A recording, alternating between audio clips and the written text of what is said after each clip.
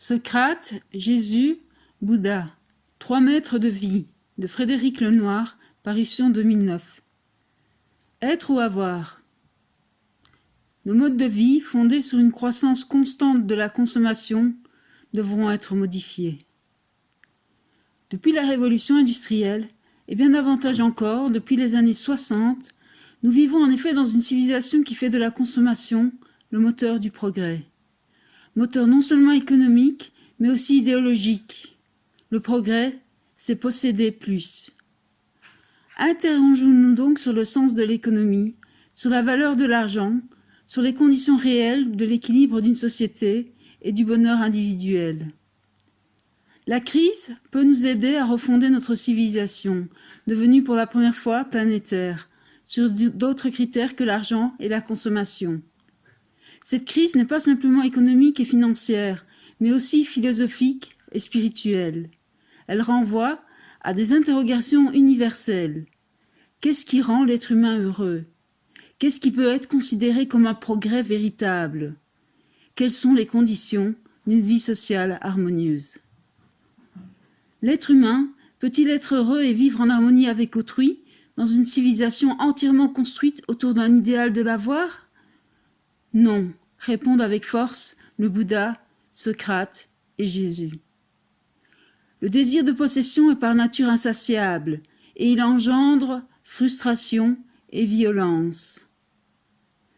Certes, certains besoins matériels essentiels doivent être assurés comme se nourrir, avoir un toit et de quoi vivre décemment, mais ensuite, l'homme a besoin d'entrer dans une autre logique que celle de l'avoir, pour être satisfait et devenir pleinement humain, celle de l'être. Il doit apprendre à se reconnaître et à se maîtriser, à appréhender le monde qui l'entoure et à le respecter. Il doit découvrir comment aimer, comment vivre avec les autres, gérer ses frustrations, acquérir la sérénité, surmonter les souffrances inévitables de la vie, mais aussi se préparer à mourir les yeux ouverts. Car si l'existence est un fait, vivre est un art qui s'apprend en interrogeant les sages et en travaillant sur soi. Socrate, Jésus et Bouddha nous apprennent à vivre. Le témoignage de leur vie et l'enseignement qu'ils proposent est, me semble-t-il, universel et d'une étonnante modernité. Leur message est centré sur l'être individuel et sa croissance, sans jamais nier sa nécessaire inscription dans le corps social. Ils proposent un savant dosage de liberté et d'amour, de connaissance de soi et de respect d'autrui. Ils donnent toujours du sens et fait appel à la raison. Ils parlent aussi au cœur. Le Bouddha, Socrate et Jésus n'ont laissé aucune trace écrite. Ce n'est sans doute pas anodin. Je suis convaincu que seule la recherche de l'être et de la responsabilité individuelle et collective peut nous sauver nous-mêmes. Notons qu'il n'existe pas de traces archéologiques directes de l'existence de ces 3 personnages, ce qui explique par le fait qu'aucun ne détenait de pouvoir politique. Tous 3 enseignaient le renoncement aux illusions de ce monde et leur rôle dans la cité était secondaire. La seule manière de transmettre leur mémoire pour leurs disciples était la transmission orale, puis écrite. Le Bouddha s'observe en pleine conscience et insiste sur le caractère transitoire de toute chose, ce qui explique certainement son détachement vis-à-vis de toute chose. Jésus apparaît bien au contraire comme pleinement humain, avec sa sensibilité, ses luttes, ses émotions, ses sentiments. Nos 3 personnages ont un profond détachement vis-à-vis des biens matériels, voire un certain dédain à l'égard de l'argent. Jésus rappelle que l'être humain a besoin d'autre chose que de biens matériels pour être pleinement humain. Socrate affirmait de la même manière qu'un homme n'est pleinement homme que lorsqu'il cherche la vérité et met tout en œuvre pour sortir de l'ignorance. Et pour le Bouddha, tout le sens de la vie humaine consiste à vaincre les illusions de l'ego en travaillant sur soi par la pratique de la méditation. La logique de l'être est infiniment plus importante que celle de l'avoir, nous rappelle-t-il, même si aucun des 3 ne méprise le besoin qu'éprouve le plus grand nombre à posséder suffisamment de biens matériels pour vivre en sécurité. Jésus et Socrate ne posent pas une fin de non-recevoir aux invitations que leur adressent les riches. Mais à la différence du Bouddha, ils ont la réputation d'y participer pleinement, banquetant avec un plaisir non dissimulé. Jésus profite de chacune des occasions qu'il a pour délivrer un enseignement. Un des signes de la sagesse de nos trois personnages est qu'ils sont capables de partager pleinement le plaisir de manger et de boire avec les autres, ou en d'autres termes, d'être pleinement dans le monde, et en même temps être suffisamment détachés de ce monde, des plaisirs et des besoins du corps, pour être parfaitement résistants à la faim, à la soif et à toutes les vicissitudes de l'existence.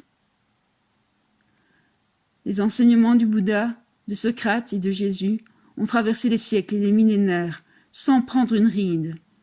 Cela s'explique très certainement par l'exemplarité de leur vie, par le caractère profondément novateur de leurs pensées, en regard des opinions dominantes de leur époque, et par la portée universelle de leur message. Leurs discours frappaient ceux qui les écoutaient, parce qu'ils savaient parler un langage de vérité et qu'ils trouvèrent les mots pour exprimer une authentique expérience de la sagesse. Socrate, à travers le questionnement et l'ironie, Bouddha, par l'autorité de ses sermons et son regard acéré sur le monde, Jésus, par la force mêlée de douceur de ses enseignements et de ses gestes. Socrate n'interroge ses interlocuteurs ni sur les dieux, ni sur l'origine du monde, mais sur eux-mêmes, sur leur relation aux dieux, sur leur activité en ce monde. Il prenait toujours le rôle de l'interrogateur, jamais du répondant, car il avouait ne rien savoir. Il décelait la faille, la pointant innocemment, aiguillonnant son interlocuteur jusqu'à ce que celui-ci, troublé, découragé, perdant pied et confiance, reconnaisse sa propre ignorance et admette qu'il ne sait rien. Le système de valeurs de l'interlocuteur s'effondre brusquement, et celui-ci commence ainsi, selon Socrate, à accéder à la sagesse.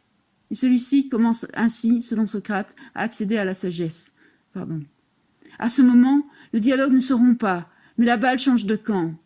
Désormais, c'est Socrate qui déduit et son interlocuteur qui lui répond « Tu as raison ». Socrate exige d'ailleurs cette adhésion, grâce à laquelle il creuse encore et encore la même question avant de passer à la suivante. À partir d'une interrogation anodine, la discussion s'est ouverte dans l'esprit. Ce n'est pas un hasard. Selon Socrate, chacun porte en soi la nature humaine tout entière, qui se révèle à condition de savoir l'observer, de vouloir analyser qui on est et ce que l'on fait. C'est le « connais-toi toi-même », l'injonction socratique. Cependant, celui-ci qui a mené le dialogue jusqu'à ce point impensable ne prétend pas pour autant détenir un savoir. Il affirme, ou feint d'affirmer, qu'il a appris grâce à son interlocuteur en parcourant avec lui le chemin dialectique. Savait-il à l'avance comment se terminerait la discussion ? C'est probable, mais il ignorait certainement quel détour elle emprunterait. Socrate a couché les âmes. Le Bouddha, lui, amène les moines en parlant, en les encourageant à méditer, à découvrir leur vraie nature. Il multiplie les enseignements sous forme de discours solennels. Il expose les 4 nobles vérités du bouddhisme, explicitant chacune d'elles en 3 temps. D'abord sa description, puis les actions et moyens qui doivent être mis en place pour la réaliser, enfin une brève illustration du propos à travers les accomplissements du Bouddha. Ainsi, alors que Socrate multiplie les questions pour lever le voile sur la vérité, le Bouddha livre la vérité parce qu'il la connaît.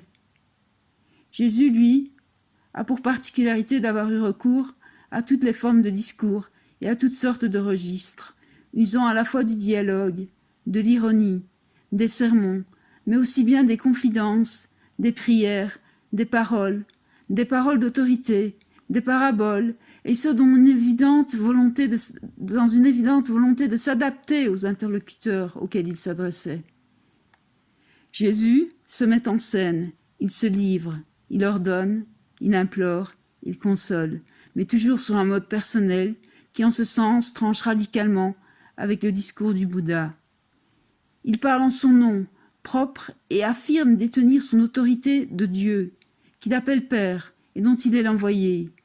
Il propose une loi nouvelle, davantage fondée sur l'amour, la justice et le pardon. Ces propos sont souvent incroyables et scandaleux pour les esprits religieux, et peuvent même susciter la rage de ses interlocuteurs. Socrate et Jésus sont morts comme ils ont vécu, en pleine cohérence avec leurs principes éthiques et avec la vérité qu'ils prônaient. Ils étaient précurseurs, ils étaient dérangeants, ils menaçaient l'ordre établi, l'ordre social, l'ordre politique, l'ordre religieux, aussi ont-ils été éliminés. Le Bouddha, lui, est mort à 80 ans, des suites d'une intoxication alimentaire, même si l'hypothèse d'un empoisonnement criminel n'a jamais été totalement exclue par la tradition primitive. Pour Socrate, l'âme est immortelle. Socrate est considéré comme le père de la philosophie, parce qu'il a su orienter la vie humaine vers la quête de la vérité et de la sagesse. Pour lui, la réalisation de cette quête n'est possible que par les efforts de la raison et par l'introspection. Il est devenu le prototype du sage, celui qui sait se dominer et mettre en cohérence ses paroles et ses actes. Socrate s'appuie sur la raison, sans nier pour autant la dimension énigmatique et transcendante de l'existence. La mort n'est pas une fin, mais un passage, aussi bien pour le Bouddha que pour Socrate et Jésus. Notre existence doit se comprendre dans une perspective plus large qui implique une vie après la mort. Tel est le premier point central commun à leur enseignement, l'insistance qu'ils mettent sur la nécessité de développer la vie intérieure, de rechercher la vérité, d'acquérir la sagesse, la justice ou l'amour, ne peut se comprendre que par rapport à cette croyance. Celle-ci, cependant, n'est pas uniforme. L'immortalité dont parlent Socrate, Jésus et le Bouddha n'est pas exactement de même nature. Au-delà des divergences d'appréciation entre le Bouddha, Socrate et Jésus sur le devenir de l'être humain après la mort, leurs enseignements convergent sur le fait que nos actions présentes auront des conséquences dans une existence future. La recherche de la vérité. La recherche de la vérité est au fondement même des enseignements de Socrate, de Jésus et du Bouddha. Une telle quête est rendue possible pour Socrate parce qu'il est convaincu que tous les êtres humains sont dotés de la même raison humaine. Le Bouddha croit lui aussi en l'universalité de l'esprit. Ce qu'il a découvert par l'introspection, chacun peut le découvrir à son tour.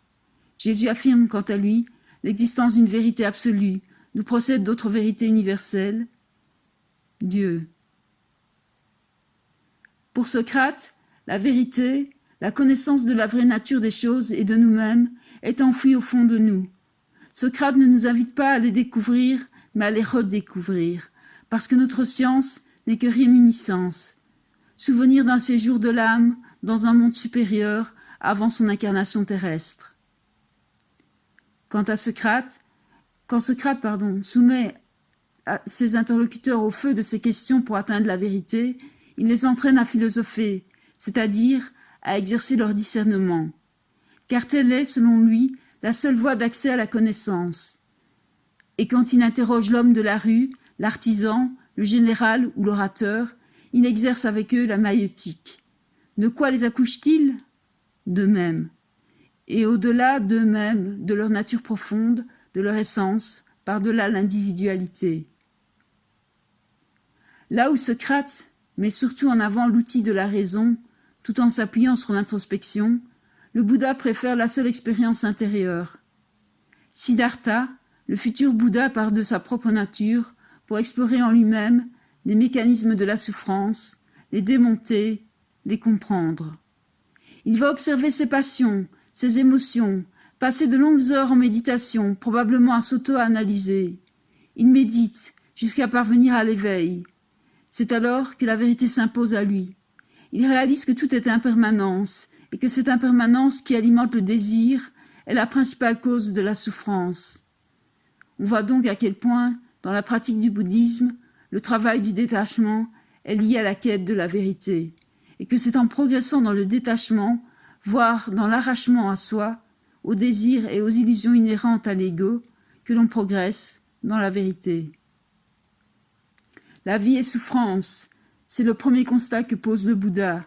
La naissance est souffrance, la vieillesse est souffrance, la mort est souffrance, être séparé de ce que l'on aime est souffrance, ne pas avoir ce que l'on désire est souffrance.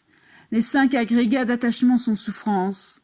Autrement dit, tout est souffrance, et il est illusoire de vouloir trouver dans la vie un bonheur permanent. Il s'agit de la première étape sur la voie de la libération.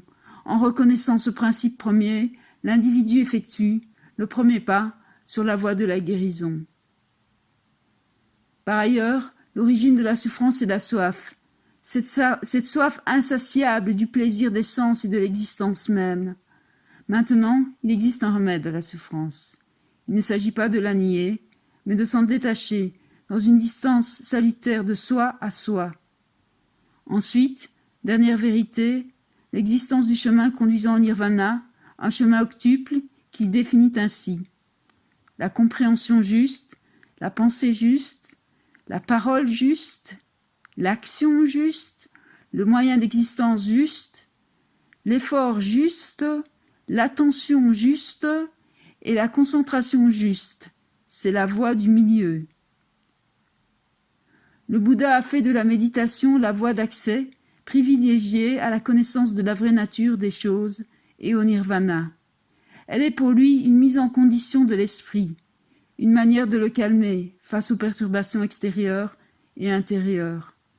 Elle ne consiste pas à chasser les pensées qui jaillissent en soi, mais à les observer de manière détachée, dans un état de calme mental, pour aller au-delà des apparences et avoir ainsi directement la vision profonde de tout ce qui existe. De même que Bouddha et Socrate, Jésus est convaincu de l'existence d'une vérité ultime, par opposition à un monde d'illusions, une vérité qui peut être reçue par chaque individu pour peu qu'il prenne la peine d'aller vers elle. Jésus affirme qu'il a une mission de révélation. Il vient révéler la vérité ultime, Dieu, parce qu'il vient de Dieu et qu'il a été envoyé par lui dans le monde. La vérité ultime que Jésus entend révéler est « Dieu est amour ». Contrairement à Socrate et au Bouddha, Jésus se place lui-même au cœur de la vérité. Là où ses deux prédécesseurs montrent une voie, Jésus se présente comme étant lui-même le chemin. Rechercher de la vérité signifie pour Jésus, de manière relative, s'appliquer à discerner le vrai du faux et de manière absolue, le rencontrer et, à travers lui, faire l'expérience du Dieu amour. La recherche de la vérité conduit à la vraie liberté.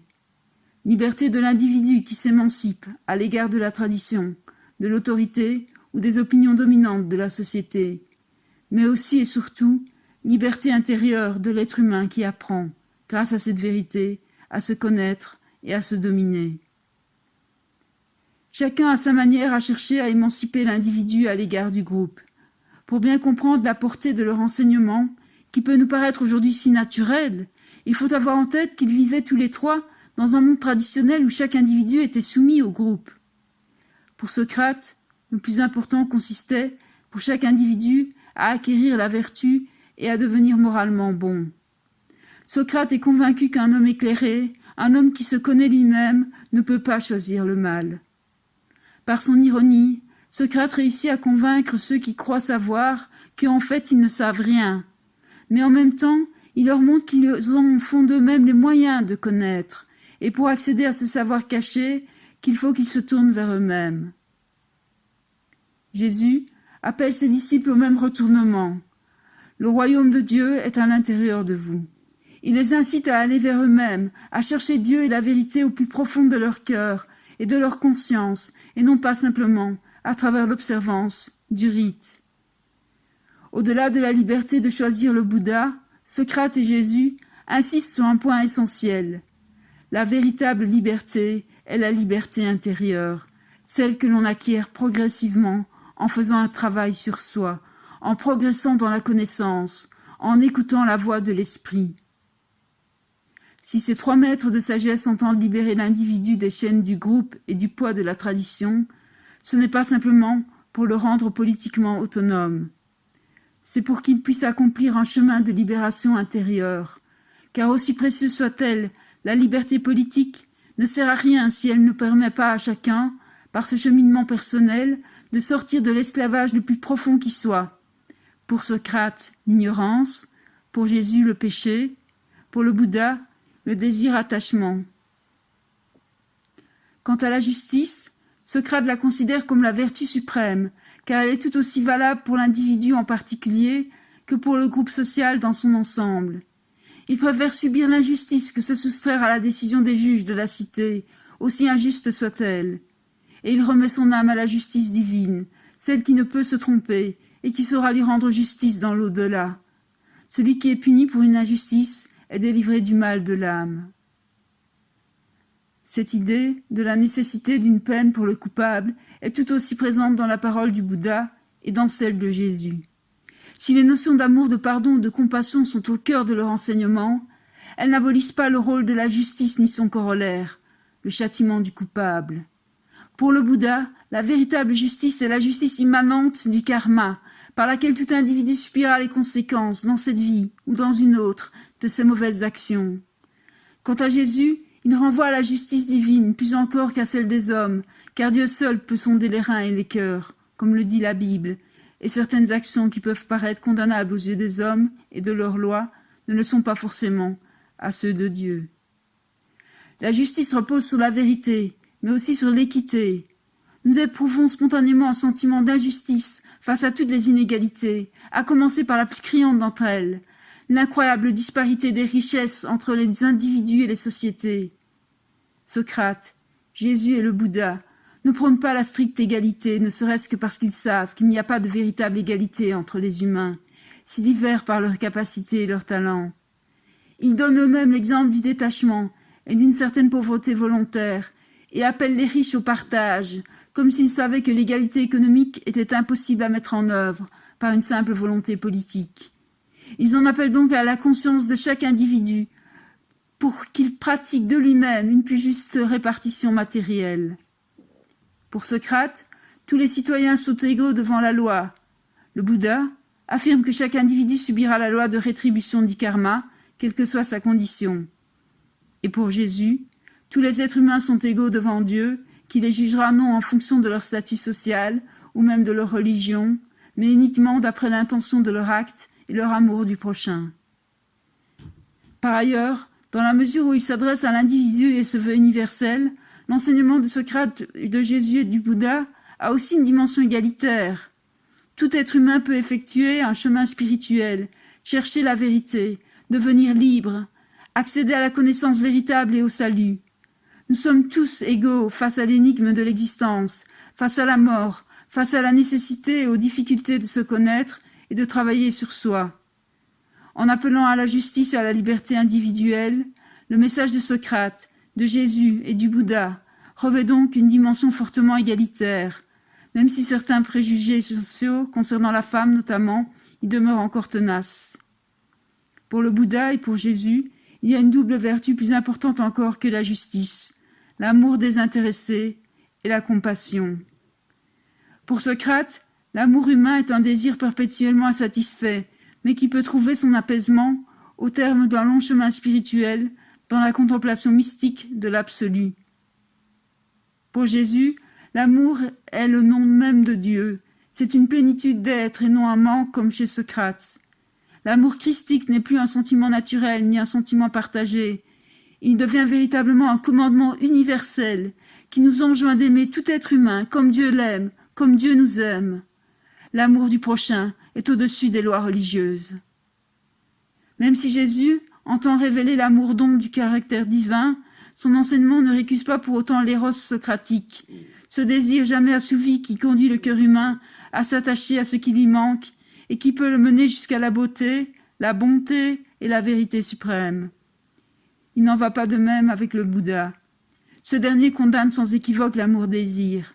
Le Bouddha ne croit pas en l'existence d'un Dieu absolument bon, source de toute bonté, auquel notre désir pourrait nous conduire et nous attacher pour notre plus grand bonheur. Il ne voit donc dans l'amour-désir que l'attachement qui sécrète la souffrance, car source d'insatisfaction permanente. L'amour du Bouddha est un amour de bienveillance envers tout être vivant. La compassion est la vertu cardinale du bouddhisme. Pour les trois sages, une vie réussie est une vie qui a mis la vérité en pratique. Ils ne nous proposent pas un bonheur clé en main, mais l'aboutissement d'un véritable travail sur soi. Merci.